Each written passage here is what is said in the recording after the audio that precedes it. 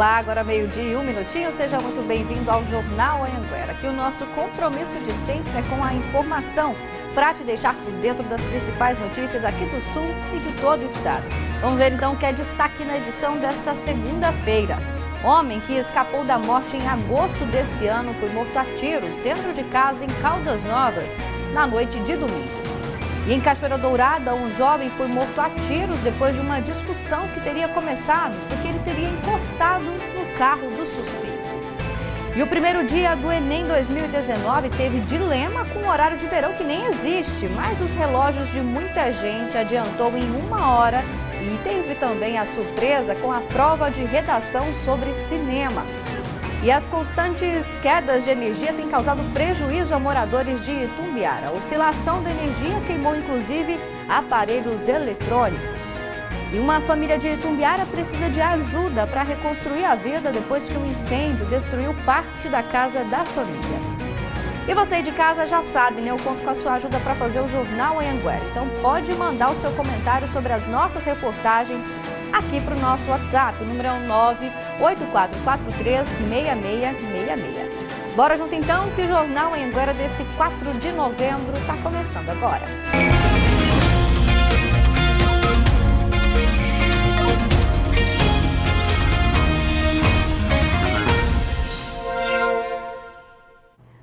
Olá, boa tarde para você aí de casa, agora meio-dia e 2 minutinhos. A gente abre essa edição do Jornal Anhanguera falando de violência. Um jovem de 26 anos foi morto a tiros dentro de casa, isso foi em Caldas Novas. O crime aconteceu na noite de domingo, no bairro Santa Efigênia. Douglas Souza Silva foi morto a tiros. Segundo a polícia, 2 criminosos entraram na casa e deram vários disparos e em seguida a dupla fugiu. A vítima morreu no local e esse mesmo jovem que foi morto então nessa ocorrência, em agosto desse ano ele já tinha sofrido uma tentativa de homicídio.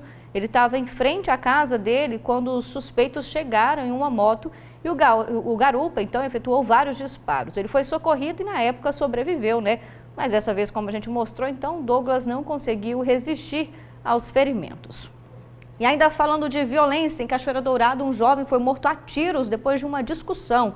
Sobre esse assunto eu converso ao vivo com o Thiago Costa para entender melhor esse caso, né? Boa tarde para você, Thiago. Quais são as informações aí desse caso? Boa tarde, Gabriela. Boa tarde a todos. Olha, é isso mesmo. A discussão teria começado então porque a vítima teria encostado no carro do autor. O autor não gostou dessa situação, foi tirar satisfações então com a vítima. Momento que a vítima teria jogado uma latinha de cerveja contra o autor, que foi até o carro de um servidor da Câmara de Cachoeira Dourada. E nesse momento que ele foi lá e tentou ir até atrás então da vítima, mas uma outra pessoa, uma terceira pessoa, chegou então a tentar intervir, mas o autor tentou dar alguns disparos lá, e nesse momento, depois dos disparos, o autor, né, desse homicídio, ele tentou fugir do local. Mas só que a vítima tentou intervir, tentou impedir. Nesse momento, o que o autor fez? De dentro do carro, lá em Cachoeira Dourada, efetuou um disparo certeiro que atingiu então a vítima. O nome dele é Diglis, né? Ele faleceu na hora e agora esse caso, Gabriela, vai ser investigado pela Polícia de Cachoeira Dourada, Polícia Civil, e a gente segue também acompanhando. Pois é, Thiago, que história absurda, né? A gente vê como que está a situação, né, da violência para todo caso, aí para todo lado, motivos banais como esse daí, né? A gente agradece a tua participação, agora a gente volta a se falar.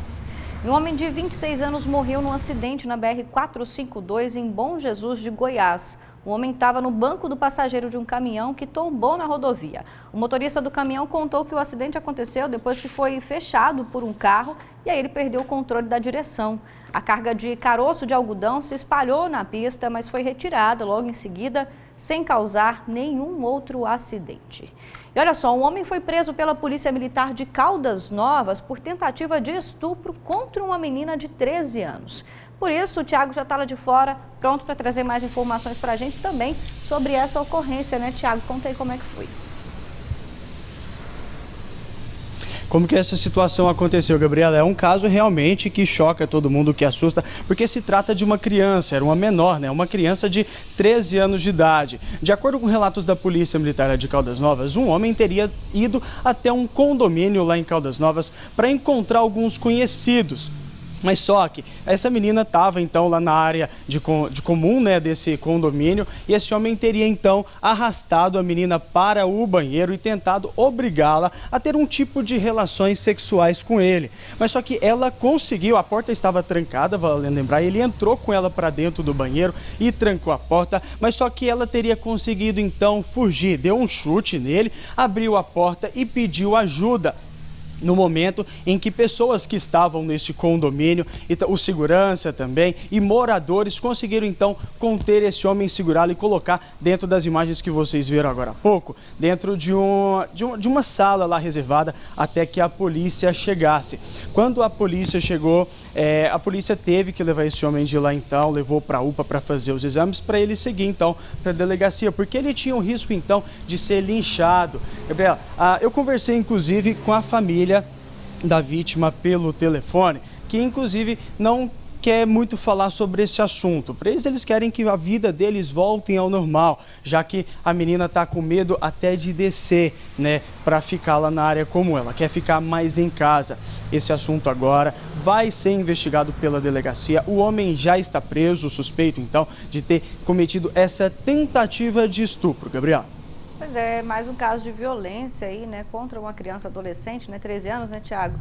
E, de fato, fica consequência aí pro resto da vida, claro, né? A gente vai seguir acompanhando também e reforça a importância da denúncia, da família, até mesmo da escola também ajudar nesse processo de identificar, porque normalmente essas vítimas de violência, de abuso sexual, elas dão alguns sinais, a criança vai ficando mais ali fechada, né, mais retraída também, então a gente usa esse caso de alerta para evitar novas situações também. Bom trabalho por aí. E olha só, gente, em pouco mais de uma semana, bandidos furtaram cabos de unidades da Saneágua em Itumbiara. Segundo a companhia de abastecimento, na noite de sábado foram furtados os cabos do disjuntor geral no quadro de comando e das bombas da estação elevatória de esgoto aqui em Itumbiara, tudo isso, né? De acordo com a Saneágua, os técnicos estão trabalhando na recuperação do sistema e essa ocorrência já foi registrada na polícia. Infelizmente, a gente sabe, né, que é uma atitude que prejudica aí muita gente e você, morador, pode ajudar no combate a esse tipo de crime também. Se perceber qualquer atitude suspeita, acionar a polícia aí pelo número 190, fazer a denúncia, então, para evitar aí que isso continue acontecendo aqui na cidade. Bora falar de Enem? O primeiro dia do Enem de 2019 teve dilema com o horário de verão que não existe, viu? Mas os relógios de muita gente adiantou 1 hora, inclusive o meu também. E a surpresa também foi a prova de redação com tema sobre cinema. 2 horas antes do início do Enem, já tinha gente na porta de um dos locais de prova em Goiânia, neste prédio da PUC, no setor universitário. A ansiedade era tanta que a Maria Eduarda chegou aqui, sabe que horas? 11h20 da manhã, muito antes da abertura dos portões. Medo de atrasar, muito medo de atrasar, eu moro muito longe também. Aí eu cheguei mais cedo para ter certeza que eu vou entrar. E ela trouxe pouca coisa, só mesmo água e balinha. Aquela história de lanche para a hora da prova não dá certo para ela. É que a Maria Eduarda fica tão nervosa que nem consegue comer. E claro que a gente entende toda essa ansiedade. É que o Enem é importante demais para essa galera. Eu já estou fazendo faculdade. Eu queria tentar a nota desse ano para tentar ganhar 100% da bolsa. Pouco antes da prova, tinha gente de olho no papelzinho e também na tela do celular. Tudo para checar mais uma vez as técnicas de redação. O José Eduardo está fazendo o Enem pela 2ª vez. Ele quer cursar engenharia química. A expectativa está muito boa, né? Estudei o ano inteiro, muito trabalho e estudo lá na escola. E, se Deus quiser, a gente vai uma nota muito boa na redação e linguagens. E ele até arrisca qual deve ser o tema da redação desse ano. Espero que seja educação financeira nas escolas e, bom, vamos ver, né? E chegou a hora que todo mundo estava esperando, a abertura dos portões ao meio-dia. Aqui nesse colégio de Itumbiara, muitos candidatos ficaram um tempinho do lado de fora, para bater aquele papo com a turma e tentar diminuir a tensão. Teve até kit para incentivar quem ia fazer a prova. Trouxemos a caneta, né, uma água e uma mensagem, né, de reflexão e de incentivo para eles. E como sempre tem a galera que chega bem em cima da hora, faltando menos de 2 minutos para o fechamento dos portões, tinha candidato ainda do lado de fora. Portões fechados pontualmente à 1 da tarde. A partir de agora, quem perdeu o horário perdeu também a chance de fazer o Enem 2019. Agora, para quem está lá dentro, são 5 horas e meia de prova, contando também com a redação. Nesse primeiro domingo, os candidatos tiveram ainda as questões de linguagens e ciências humanas. Domingo que vem é a vez das provas de ciência da natureza e matemática.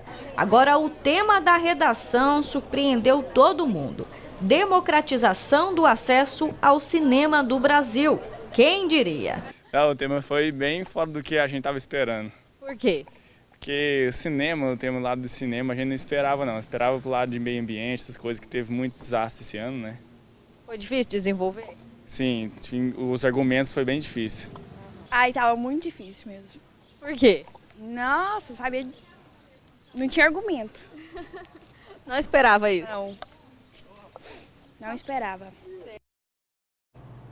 Pois aí, no próximo domingo tem mais Enem, né? O segundo dia de provas, reforçando aí que serão as provas, então, de ciências da natureza e também de matemática.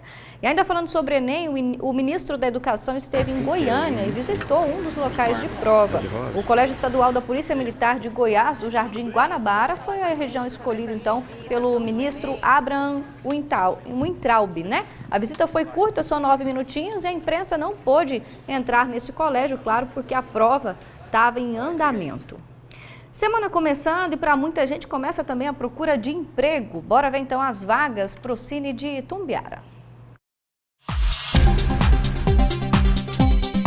A semana está começando com boas oportunidades de trabalho aqui em Itumbiara. Olha só as vagas do Cine para essa segunda-feira: ajudante de pintor, auxiliar de linha de produção, mecânico de manutenção de máquina industrial, mecânico de suspensão a freios, motorista carreteiro, oficial de serviços gerais, técnico analista de PCP, vendedor interno e vendedor pracista. O Cine de Itumbiara funciona no VaptVupt, que fica na rua Paula Bari, 477, no Jardim América. E não esqueça de verificar antes as exigências para candidatar a uma das vagas e também de levar a carteira de trabalho e o currículo.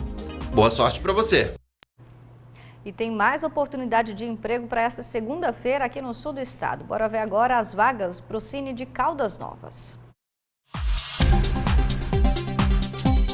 Para essa segunda-feira, o Cine de Caldas Novas está com vagas para atendente de telemarketing, auxiliar de limpeza, auxiliar mecânico para balanceamento de rodas, assistente de vendas, tem 8 vagas, auxiliar de técnico eletrônico, caixa atendente, churrasqueiro, costureira à máquina, garçom 2 vagas e vendedor no comércio varejista com CNH e veículo próprio. Cine de Caldas Novas funciona no Poupa Tempo, que fica na rua Coronel Gonzaga, número 2, no centro da cidade.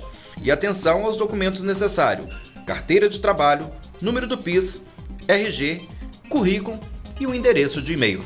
Boa sorte para você! 12h14, agora pausa rapidinho. Na volta a gente vai te mostrar que uma família de Itumbiara precisa de ajuda para reconstruir a vida depois que o incêndio destruiu parte da casa da família. A reportagem completa a gente te mostra ainda nessa edição do Jornal Anhanguera. E já na volta do intervalo nós vamos mostrar que foi sepultado no final da tarde de ontem o corpo de Lucas Silva de Souza, de 28 anos, que morreu afogado no rio Paranaíba. É um instante só e a gente já volta.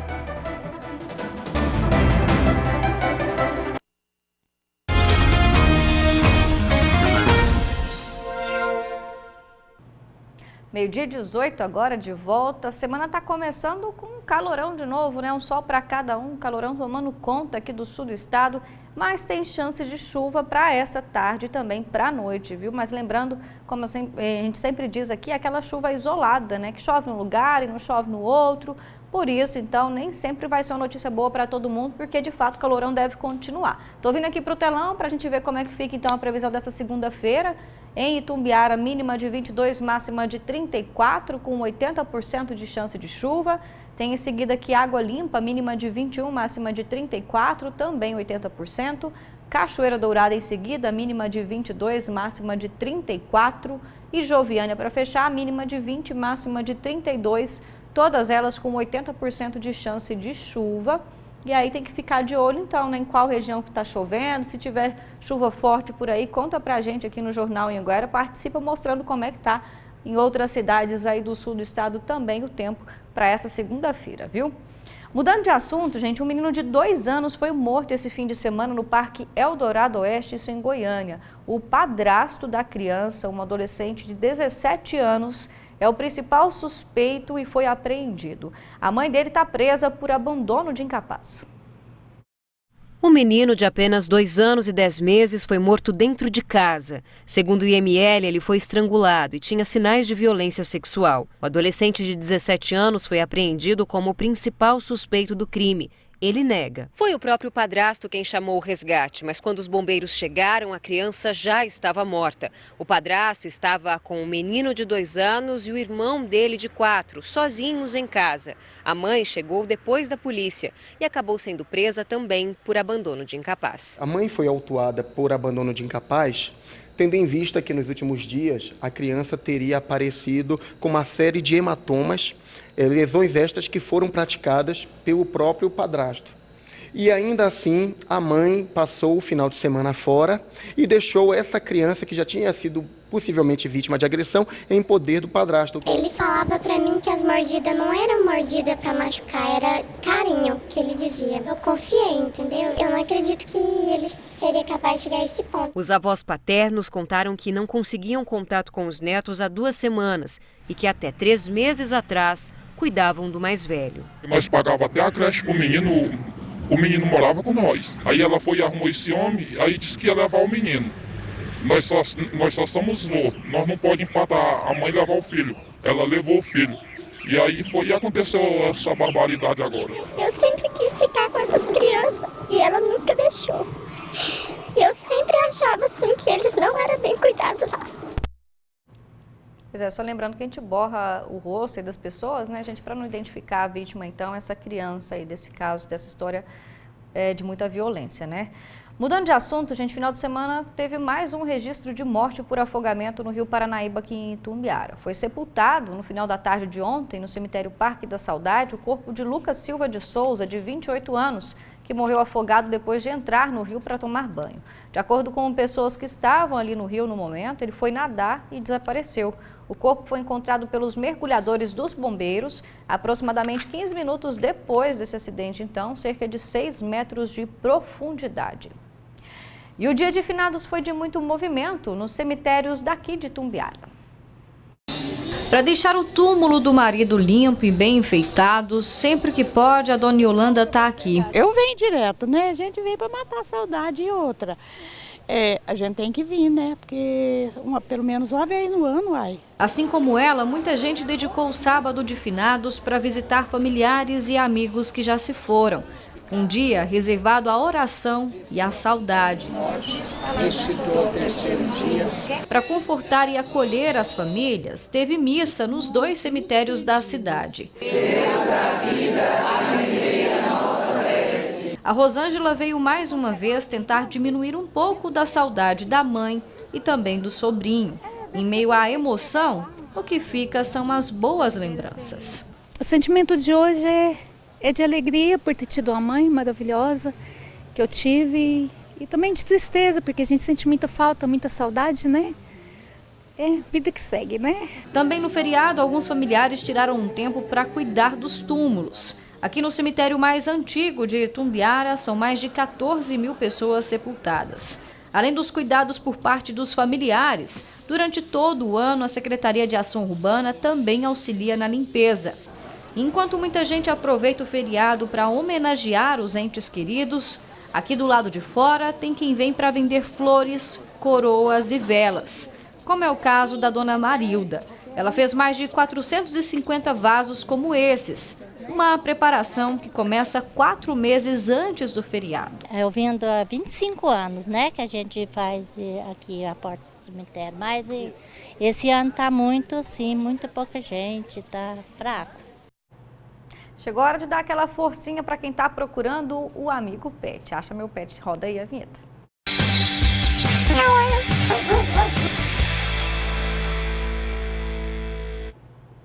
Essa cadelinha que a gente vai te mostrar agora apareceu na porta da casa do Elias, no bairro Afonso Pena, aqui em Itumbiara. O Elias está pedindo ajuda para encontrar o dono ou a dona, né? Se você souber quem pode ser o dono, então, dessa cadelinha, só ligar para o Elias, que ele está cuidando bem dela, viu? O número está aparecendo para você aí na tela, é o 981 21 6369. E tem participação chegando por aqui, viu? Bora de conhecer aí aquele momento de ver as fotos que concorrem ao posto, né, de imagem do dia. A gente vai começar a primeira imagem de hoje, é do Gregório. Ele contou que estava passeando pelo Capim de Ouro, em frente à Avenida Beira Rio, aqui em Itumbiara, e fez essa foto aí do pôr do sol. Tem mais uma participação que chegou aqui pra gente, é do Carlos, que é de Goiatuba. Diz que fez esse registro enquanto caminhava ali perto do Lago dos Buritis. Diz que lembrou do nosso quadro aqui, quis participar e mandou a foto pra gente, né? Show de bola também. A gente sabe, como sempre, o pôr do sol faz um sucesso por aqui, cria um cenário muito bonito. Cada imagem uma mais linda que a outra, e essa que a gente está vendo agora é do Rodrigo, daqui de Itumbiara mesmo. Ele estava indo para a igreja quando registrou, então, esse pôr do sol. Mais um, então, né? E tem outro para fechar essa edição de segunda-feira. Essa última imagem agora de hoje é da Sabrina. Ela estava passando ali pela Avenida Itarumã, aqui em Itumbiara, e fez esse registro para compartilhar aqui com a gente. E a gente sempre agradece todo mundo, né, pelas participações aqui na nossa votação da imagem do dia. A minha escolhida de hoje é a imagem aqui do amanhecer do Carlos, foi a que eu mais gostei ali. Ele disse que estava no Lago dos Buritis, né, na cidade de Goiatuba, mas eu vou ver com o pessoal aqui do Jornal Anhanguera e até o finalzinho a gente traz o resultado, então, da nossa imagem de hoje, dessa segundona, viu? 12h25, uma família de Itumbiara precisa de ajuda para reconstruir a vida depois que um incêndio destruiu parte da casa. A reportagem completa a gente vai te mostrar ainda nessa edição do Jornal Anhanguera. Se você também quiser ajudar essa família, prepara o papel e a caneta aí para anotar tudo certinho, viu? Intervalo e na volta nós vamos te mostrar também que os constantes problemas de energia têm causado prejuízo a moradores daqui da cidade. A oscilação da energia tem queimado diversos aparelhos eletrônicos. Intervalo chegou e eu conto com a ajudinha da Ana Luísa. Ela tem 5 anos e mora aqui mesmo em Itumbiara. Com você então. Jornal Anhanguera, volta já!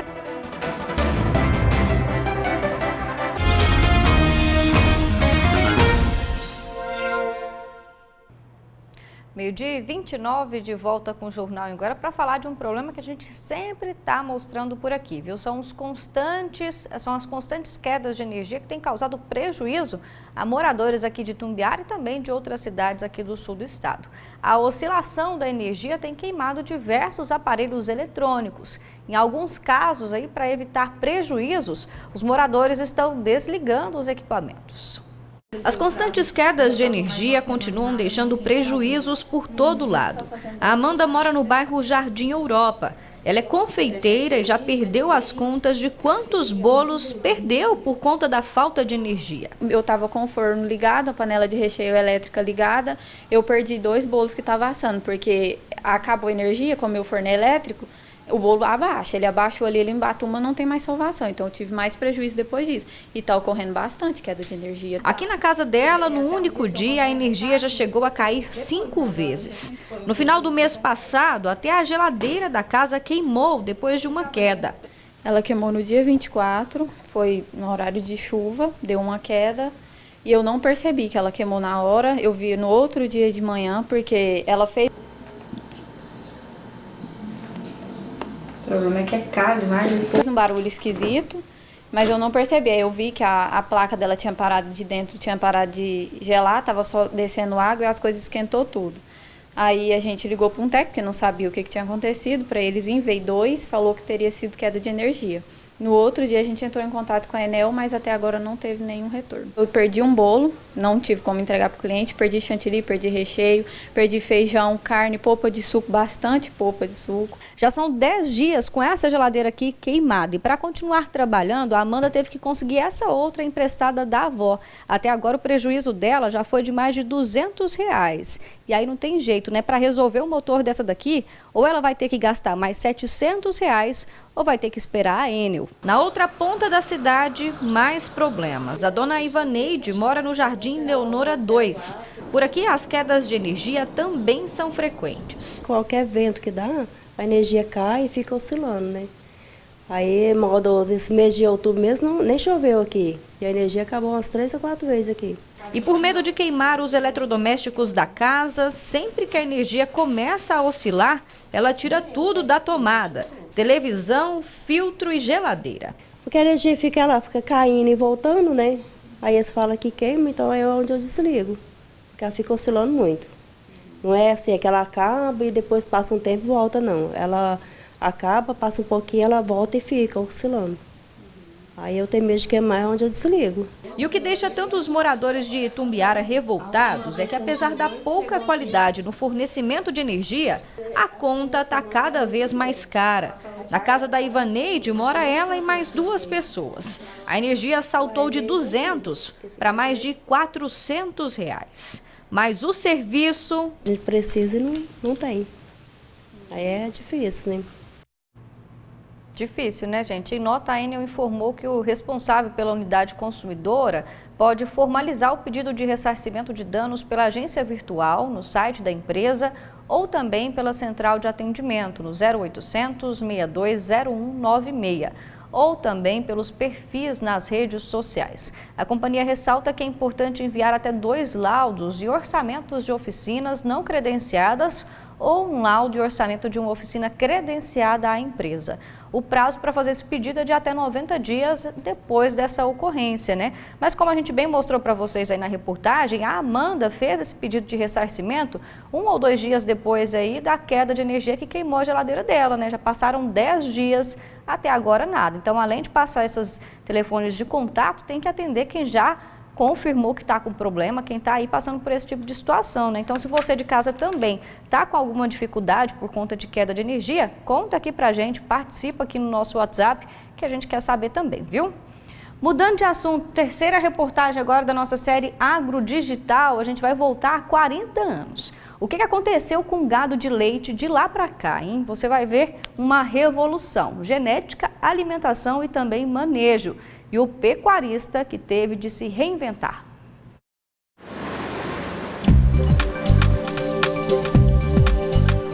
O pecuarista Fernando Cereza tem um rebanho leiteiro na fazenda Boa Esperança, município de Piracanjuba. Começou nessa atividade em 1979. Essas fotos são da época em que a ordenha aqui ainda era manual. Este aqui é um antigo latão de leite que hoje serve como uma decoração, um local para poder cultivar plantas aqui na fazenda do seu Fernando. Mas há 40 anos ele tinha uma outra função, né, seu Fernando? Sim, a função dele era recolher todo o leite que eu produzia no início, que eram mais ou menos uns 15 litros. Era toda a produção? Era toda a produção naquela época. A gente fazia o quê? Botava esse leite aqui no latão, levava o latão para o Ribeirão. Aqui perto? Aqui perto, né, na entrada da fazenda, para poder manter ele mais ou menos resfriado para não perder o leite, né? O Ribeirão era o resfriador de leite. Exatamente, era o resfriador que eu tinha naquela época. Eram somente 10 vacas, que produziam 15 quilos de leite por dia. Algumas das vacas do plantel de hoje produzem mais de 50 quilos por dia. Isso mesmo, só uma vaca. São 330 vacas em lactação, uma média diária de 9 mil litros. Muita coisa mudou por aqui. A ordenha mecânica ele considera a principal. Exatamente. Foi a que possibilitou você ampliar sua produção, ter um produto de maior qualidade, porque antigamente era tudo tirado na mão. Ele é um exemplo do que aconteceu em muitas fazendas brasileiras nas últimas décadas. É o setor do agronegócio que mais gera empregos no país. cerca de 4 milhões. A informação e o conhecimento se tornaram fundamentais neste negócio. O mais importante é a eficiência do sistema, não o tamanho, né? Agora, sem tecnologia hoje, sem uma assistência técnica, esse produtor automaticamente vai ficando fora do sistema. Por vaca, a média de produção na fazenda do seu Fernando é de 29 quilos por dia, muito acima da média nacional, 2,4 quilos por dia. Diferença grande, não é? São duas realidades de pecuária leiteira no país. Aquela que precisa ainda do básico, que eles não têm e por isso muitos estão deixando a atividade, e aquela pecuária que compete com qualquer país europeu, com os Estados Unidos e Canadá. E é atrás dessa pecuária tecnificada de precisão que está o filho do seu Fernando, o Alexandre. Ele é odontólogo de formação, mas aos poucos está migrando para a pecuária. Trazendo as ferramentas que nós temos disponíveis hoje de tecnologia para poder auxiliar exatamente nessa gestão da propriedade. Mesmo quando ele está no consultório em Brasília, a 300 quilômetros da fazenda, num aplicativo do smartphone, sabe tudo o que está acontecendo por aqui. A gente tem as informações do que elas estão produzindo em cada ordenha, por dia, se teve uma queda. Eu posso estar em qualquer canto do mundo, com 2 cliques eu sei o que aquela vaca está passando no dia. As mãos que ordenhavam as vacas agora são usadas para controlar a produção no computador. Seu Fernando nem vê mais a cor do leite da vaca. Vai diretamente para o refrigerador, né? Cai lá 30, 35 graus e em 10, 15 minutos passa para 3. Então você não tem pulverização de colônia nenhuma. Este é o antigo curral da fazenda do seu Fernando. Inclusive, a ordenha das vacas continua aí. Mas essa é a nova cara do alojamento delas. É o Compost Bar. Na verdade, uma ideia que veio dos Estados Unidos. 100% de sombra, água disponível, comida, bem-estar e aumento na produtividade. Essa pista acabou de ser raspada, essa nós ainda vamos raspar daqui a pouquinho. Todos os dejetos são acumulados em piscinas apropriadas para eles, lá no fundo, e todo dia ele é recolhido e ele é jogado nas pastagens, ele é jogado em áreas onde vão ser plantado o milho da silagem. A qualidade na produção passa pela indústria e chega no consumidor, com centenas de produtos. Olha, a cadeia do leite evolui a todo dia e isso faz com que cada dia tenhamos novos produtos na gôndola. Goiás era um produtor de queijo tipo mussarela e prato. Eram os 2 queijos que existiam em Goiás.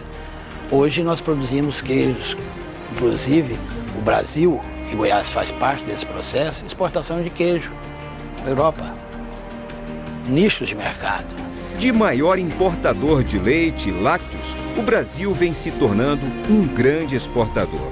O censo agropecuário nosso de 2017 mostrou, em relação ao anterior, 11 anos, nós crescemos 50%. Significa que nós crescemos uma Argentina e um Chile, só de crescimento. Isso é resultado do trabalho do produtor e do esforço de pesquisadores, como o Leovegildo PhD, que está na Embrapa há 45 anos. O genótipo do bezerrinho ao nascimento, né? Nós já sabemos se macho vai ser um touro melhorador e se fêmea, o que você pode esperar dessa fêmea como produtora de leite. Várias raças vêm sendo testadas com sucesso, como o cruzamento do Gir com a holandesa, o gado girolando, e com bons resultados. Muito bem, e com a possibilidade de fazer um tricross e fazer um rodízio com 3 raças, entrando o Jersey, e agora com as possibilidades de touros provados da raça Cindy, que é um zebuíno de porte baixo, que veio lá dos desertos do Paquistão, né? Nós temos uma gama de possibilidades genéticas. Agora é pensar numa política que atenda a 80% dos pequenos produtores que ainda estão fora dessa pecuária de precisão. Esse do 4.0, esse aí pode pagar a sua própria assistência privada, né? E faz. Esse que depende da assistência técnica pública, esse está muito desamparado ainda. Bem-estar animal e sustentabilidade. A mulher do seu Fernando, Dona Maria, está sempre vigilante. O rio Piracanjuba passa dentro da propriedade e nem pensar de dejeto das vacas chegar aqui. Pode entrar e tomar banho tranquilo. Água cristalina. Cristalina, fria, deliciosa. Ou seja, isso é uma prova que é possível essa convivência da produção rural com o meio ambiente. É, basta ter consciência, né? O que fez o seu Fernando sair da ordenha manual e se tornar um empresário que produz leite? A informação hoje é a melhor ferramenta que você tem no mercado, no seu negócio. Se você não tiver informação, é difícil de você progredir. Ele afirma que já sofreu muito e ainda vem sofrendo com o mercado. Mas olhando para essas fotos antigas... Eu não sei se eu choro de tristeza por ter vivido aquela época, né? Ou de alegria pelo progresso que tem hoje, né? Eu me sinto muito realizado.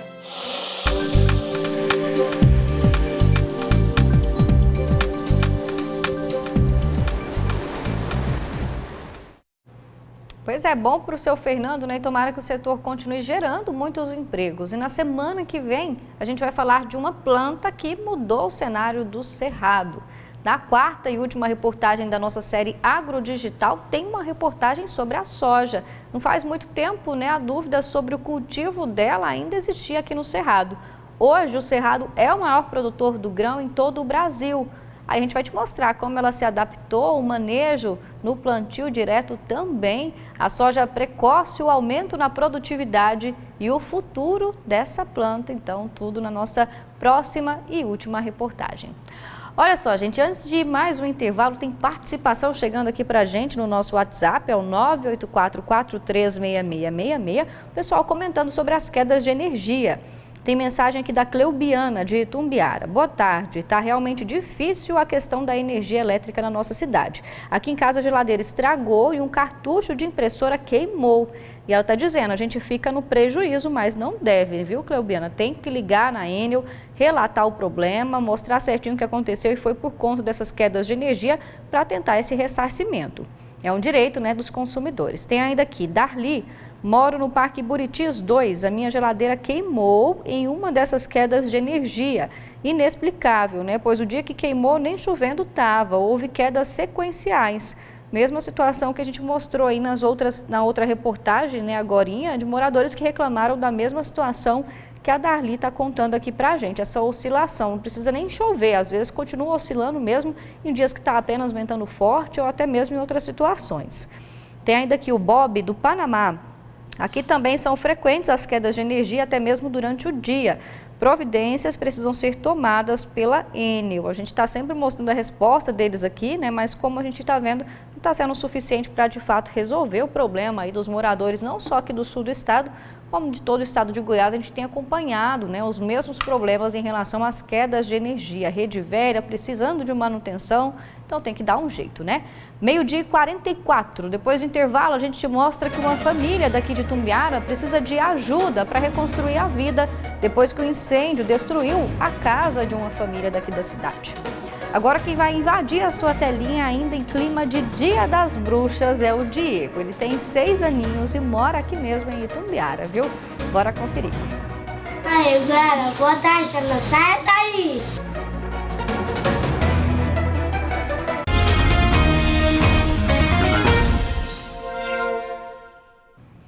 12h47, de volta com o Jornal Anhanguera para todo o sul do estado para te mostrar um caso que aconteceu aqui na cidade. Na semana passada, um incêndio destruiu uma casa aqui em Itumbiara. E agora, sem condições, a família está pedindo ajuda para reconstruir a vida. Na semana passada, a Leandra viveu momentos de desespero. Por volta das 11 da noite da última quinta-feira, ela acordou com parte da casa pegando fogo. Eu acordei à noite com a casa já em chama de fogo, aí acabou queimando tudo. Queimou a fiação, encanação, eu fiquei sem água, sem energia. O filho dela dormia nesse outro quarto e estava impossível chegar aqui, já que o fogo tomava conta da passagem. Eu tentava passar e não dava conta. Aí eu comecei a chutar. Chutei fogão, chutei a porta, batendo, sacudindo a grade. para ver se alguém vinha para não arrebentar, para tirar ele. Mas aí ele falou para mim que não acordou, não foi com o barulho, acordou com o calor. O incêndio foi muito rápido. Em pouco tempo se alastrou pela sala da casa, queimando o sofá e também um colchão. Pela mancha aqui na parede, a gente consegue ter uma ideia da altura do fogo, que também comprometeu toda a fiação elétrica aqui da casa. Segundo o Corpo de Bombeiros, esse teto também corre o risco de desabar. Por isso, a orientação é para que a família se mudasse daqui. Do lado de fora da casa, a gente vê também como ficou a janela e o telhado, bastante destruído. Foram os vizinhos que impediram que o fogo tomasse conta de toda a casa. Assim que acordou com a vizinha pedindo socorro, o Enderson correu para ajudar. Ela gritava, né? Acordou, ainda veio para cá e o fogo já estava lastrando. Aí ainda foi tirando os trem. Eu pedi, fui ali na rua, gritei, gente, socorro, ajuda nós a apagar o fogo. Aí o filho dela já tirou o bujão de gás, já foi pondo os trem para fora. Outros vizinhos também vieram ajudar até a chegada do Corpo de Bombeiros. Foram mais de 2 horas para conseguir controlar as chamas. O fogo também atingiu o banheiro da casa. A Leandra está agora vivendo de ajuda.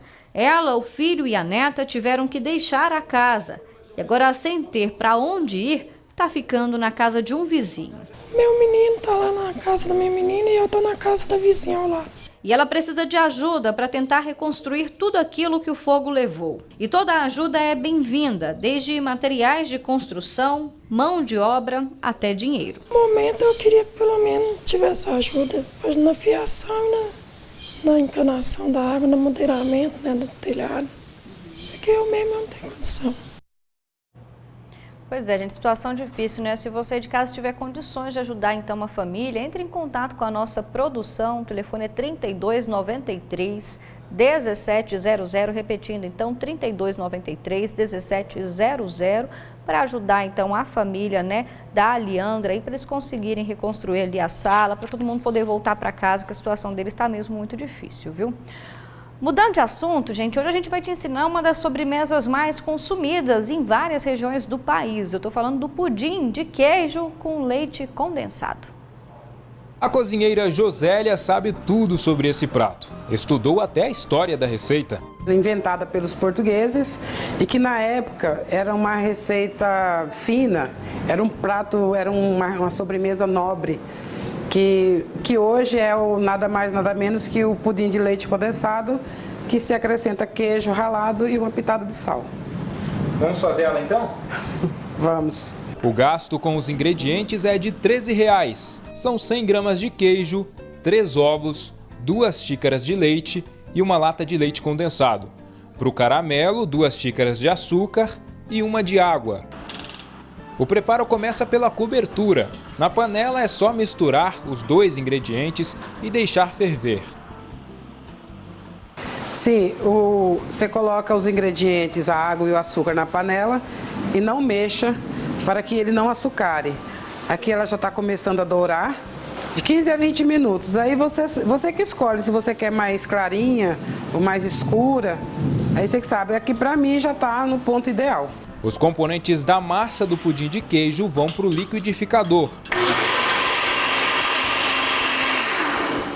Agora sim, a última parte, que é o queijo ralado, que a gente vai acrescentar e não vamos mais bater no liquidificador.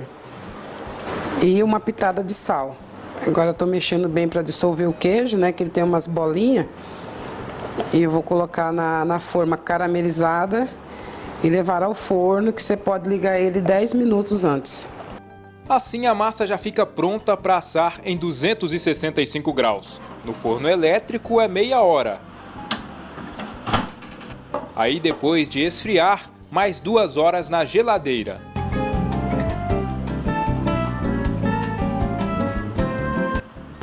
Não tem como não dizer que ficou perfeito, né? Sim. Perfeito. Já posso comer então? Não, espera aí um pouquinho. Tem um pouquinho ainda de calda pra gente colocar, pra dar aquele... Todo mundo gosta de um pouquinho a mais de calda, né?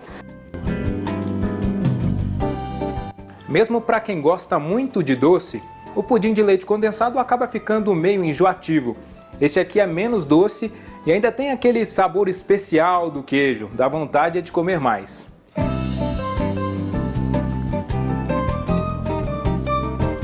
Ainda bem que rende 10 porções.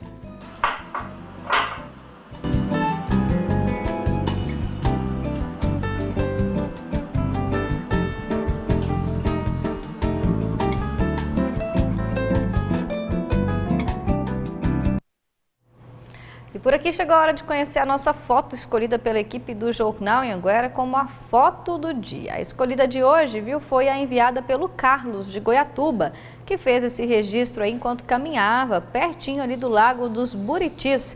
Ficou muito bonita, né? Muito bacana esse registro dele aí. A gente agradece a participação e pede para que você de casa faça a mesma coisa. Tira a sua fotinha, manda para cá. Pode ser foto de paisagem, com a turma reunida, participa todo mundo e manda aqui para o nosso WhatsApp, viu?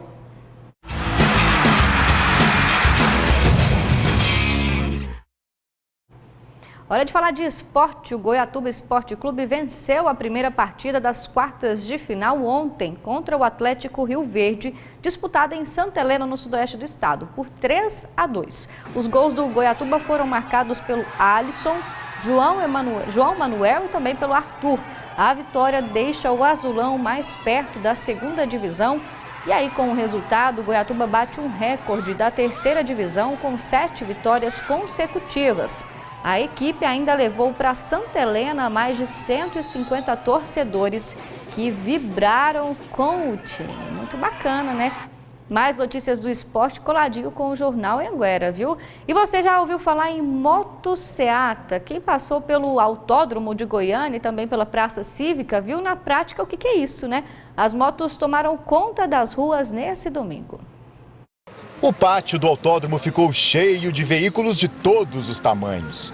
De gente grande e até de gente pequena, que apareceu para brincar.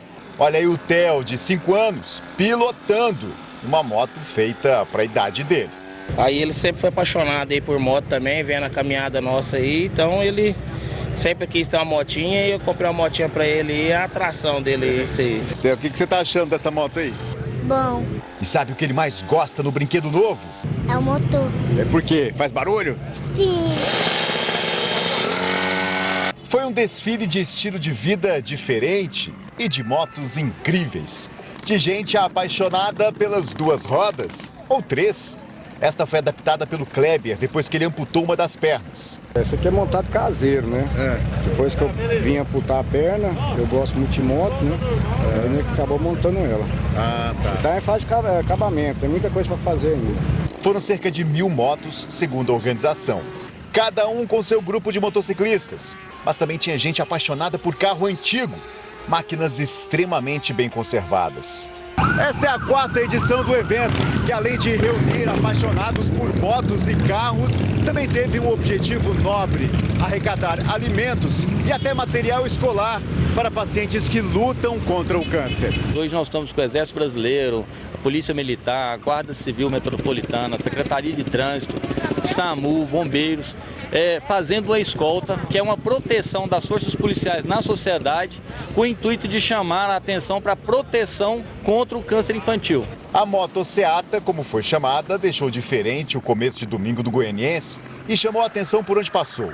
Além do Autódromo de Goiânia, percorreu várias avenidas e ruas. Passou até pela Praça Cívica, deixando o trânsito de domingo diferente, com muita gente reunida em nome da solidariedade. Muito bacana, né, gente? Show de bola. Tem mais participação chegando aqui pra gente antes de encerrar o jornal de hoje. Muita gente mandando mensagem aqui para o nosso WhatsApp, o 984436666, sobre as constantes quedas de energia e o prejuízo, né, que os moradores estão tendo aí por conta desse problema. Olha só o que aqui disse o Yuri, ele é daqui de Tumbiara mesmo e falou que o notebook dele queimou na queda de energia, que ele foi na Enel para pedir o ressarcimento, como eles sempre orientam, e aí demoraram 10 dias para mandar um simples e-mail como resposta aí, que é muito lento o processo. E aí, enquanto isso, o Yuri está dizendo aqui que ele está ficando prejudicado, claro, né? Porque ele depende aí desse notebook, então, para estudar e está sem o equipamento por conta de queda de energia e também pela demora da Enel, né, em resolver o problema aí dos consumidores. Tem outra mensagem também sobre esse assunto, a Maria de Fátima, daqui de Tumbiara, está dizendo que mora no condomínio Recanto do Lago e que a energia acabou ontem, olha só, 6 horas da tarde e só voltou hoje às 11 horas da manhã, agorinha então. O pessoal lá da região ali do Recanto do Lago ficou sem energia, então, como está dizendo a Maria de Fátima, por muito tempo, né? Por muitas horas, pegando aí o final de semana, o tempo de descanso do pessoal. Tem uma outra mensagem aqui, um abraço para o Wesley de Goiatuba. Ele está dizendo que é torcedor do Azulão e que está ligadinho aqui no Jornal Anhanguera. Daqui a pouco a gente fala do Goiatuba, então, foi a participação dele aqui, como a gente mostrou para vocês aí agorinha na reportagem, né? Do esporte, que a gente mostrou o resultado do Goiatuba lá em Santa Helena. Tem ainda aqui mensagem da Leidiane. Boa tarde, Gabi. Manda um beijo para nós aqui em Joviânia. Eu e meu esposo Wellington ontem, tá mandando um beijo para eles, né? E disse que ontem choveu muito lá na cidade, então, de Joviânia. A gente pedindo participação sobre a previsão do tempo, então tá aí participando e falando que por lá choveu bastante também, viu? Muito obrigada a todo mundo pelas participações. Acabou o Jornal Anhanguera, vai ficando por aqui. Na sequência, você fica com o Globo Esporte. Logo mais à noite tem o Jornal Anhanguera, segunda edição, com o Luciano Cabral. Ao longo da nossa programação, tem Paulo César Oliveira para mais notícias para você de casa no Anhanguera Notícias, viu? A gente encerra então a edição de hoje. Ótima tarde para você. Tchau, tchau.